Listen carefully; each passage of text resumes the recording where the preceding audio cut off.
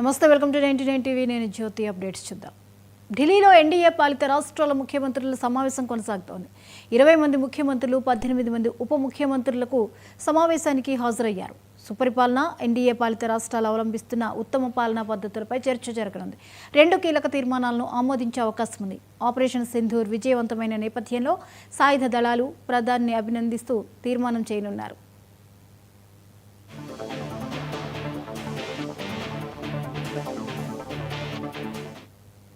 NDA సమావేశానికి AP deputy CM Pawan Kalyan హాజరయ్యారు. ఏపీలో ఎన్డీఏ కూటమి అమలు చేస్తున్న పాలనా సంస్కరణలు, ప్రజలకు చేరువయ్యేందుకు చేపడుతున్న కార్యక్రమాలపై మాట్లాడనున్నారు పవన్ కళ్యాణ్.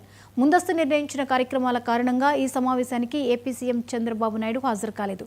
ఇదే విషయాన్ని కేంద్ర ప్రభుత్వ ముఖ్యులకు తెలియజేశారు.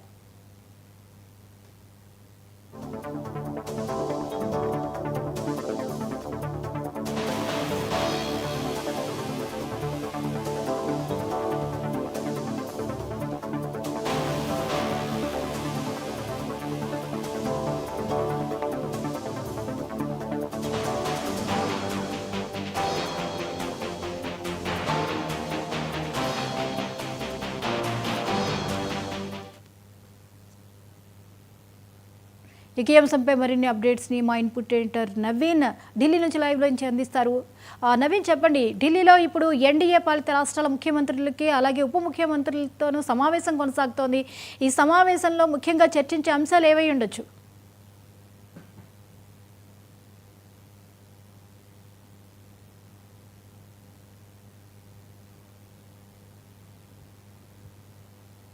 ఎన్డీఏ పాలిత రాష్ట్రాలకు సంబంధించినటువంటి ముఖ్యమంత్రులతో పాటు ఉప ముఖ్యమంత్రుల సమావేశం కూడా కొద్దిసేపటి క్రితమే ప్రారంభమైంది. ముఖ్యంగా రాష్ట్రాలకు సంబంధించినటువంటి అంశాలపైన కీలకంగా వీరు చర్చించేటువంటి అవకాశాలు ఉన్నాయి. దాంతోపాటు ఇటు కేంద్రం తీసుకున్నటువంటి నిర్ణయాలతో పాటు రాష్ట్రంలో అవలంబిస్తున్నటువంటి అంశాలు ఏ విధంగా ముందుకు వెళ్తున్నారనే అంశాలపై కూడా వీరు కీలకంగా చర్చిస్తున్నారు. దాంతోపాటు ఇటు అనేక మంది ఇటు రాష్ట్రాలకు సంబంధించినటువంటి ముఖ్యమంత్రులు కూడా వారికి సంబంధించినటువంటి ఒక నివేదికను కూడా తీసుకురావడం జరిగింది.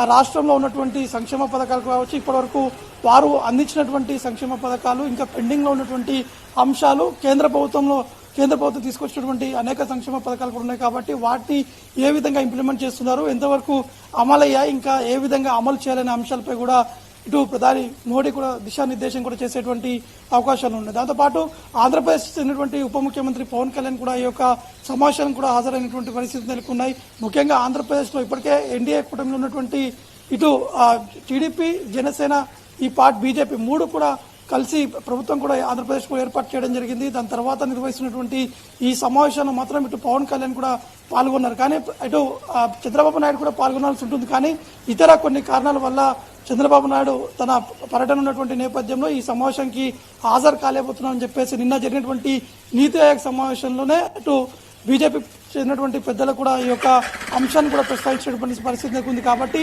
కేవలం ఆంధ్రప్రదేశ్ నుంచి పవన్ కళ్యాణ్ మాత్రమే ఈ యొక్క సమావేశం కూడా హాజరయ్యారు. ముఖ్యంగా రాష్ట్రంలో ఉన్నటువంటి పరిస్థితులు, ఇటు నిరుద్యోగం సంబంధించినటువంటి అంశాలు కావచ్చు, ఎక్కువగా యువతపైనే ఆంధ్రప్రదేశ్లో ఎన్నికలు జరుపుతున్నటువంటి సమయంలో అప్పుడు ఇచ్చినటువంటి హామీల ప్రకారం ఇప్పుడు వారు చేపట్టినటువంటి ఇంప్లిమెంటేషన్ ఏ విధంగా ఉన్నాయని చెప్పేసి కూడా పవన్ కళ్యాణ్ ఈ యొక్క సమావేశం కూడా వారు వివరించి చెప్పేటువంటి అవకాశం కనిపిస్తున్నాయి. అయితే ఈ యొక్క ఎన్డీఏ పాలిత రాష్ట్రాలకు సంబంధించినటువంటి ముఖ్యమంత్రుల సమావేశంలో మాత్రం 2 అంశాలపైన కీలకంగా చర్చిస్తారు.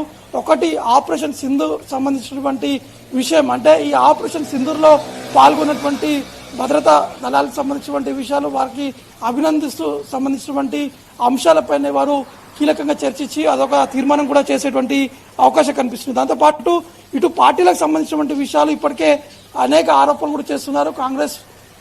కాంగ్రెస్ పార్టీ బీజేపీపై చేస్తున్నటువంటి ఆరోపణలు, కొన్ని రాష్ట్రాలలో కాంగ్రెస్ పార్టీ అధికారంలో ఉంది, అక్కడ ఉన్నటువంటి కాంగ్రెస్ పార్టీ సంబంధించినటువంటి ప్రభుత్వంలో ఉన్నటువంటి ముఖ్య నేతలు చేస్తున్నటువంటి ఆరోపణలు ఏ విధంగా తిప్పికొట్టాలి, ఆ ప్రాంతాల్లో బీజేపీని ఏ విధంగా బలోపేతం చేయాలనే అంశాలపై కూడా వీరు చర్చించేటువంటి అవకాశం కనిపిస్తుంది. దాంతోపాటు జనాభా లెక్కల సేకరణ సంబంధించినటువంటి అంశాలు ఈ నిర్ణయంలో కూడా ఒక కీలకంగా కూడా చర్చించేటువంటి అవకాశం కనిపిస్తుంది. దీనిపై కూడా ఒక తీర్మానం కూడా చేసేటువంటి అవకాశాలు ఉన్నాయి. దాంతోపాటు ఇటు ఆపరేషన్ సింధూర్, ఇందాక చెప్పినట్టు ఆపరేషన్ సింధూర్లో పాల్గొన్నటువంటి త్రివిధ దళాలతో పాటు ఆ ఆపరేషన్స్ ఏ విధంగా నిర్వహించారు, ఏ విధంగా చేపట్టారు, అంటే దానికి సంబంధించినటువంటి ఒక స్టడీ కూడా ఇప్పటికే ప్రధాని మోడీతో పాటు రక్షణ శాఖ మంత్రి ఇద్దరు కూడా చర్చించిన తర్వాత ఈరోజు ఈ యొక్క ఎన్డీఏ పాలిత రాష్ట్రాలకు సంబంధించినటువంటి సమావేశం అవుతుంది. ఈ సమావేశంలో కూడా వారు ఇద్దరు ప్రధాని మోడీ కావచ్చు, ఇటు రక్షణ శాఖ మంత్రి ఇద్దరు కూడా వీరికి వివరించేటువంటి అవకాశం కనిపిస్తుంది. ఎందుకంటే ఇండియా పాక్ సరిహద్దులో జరిగినటువంటి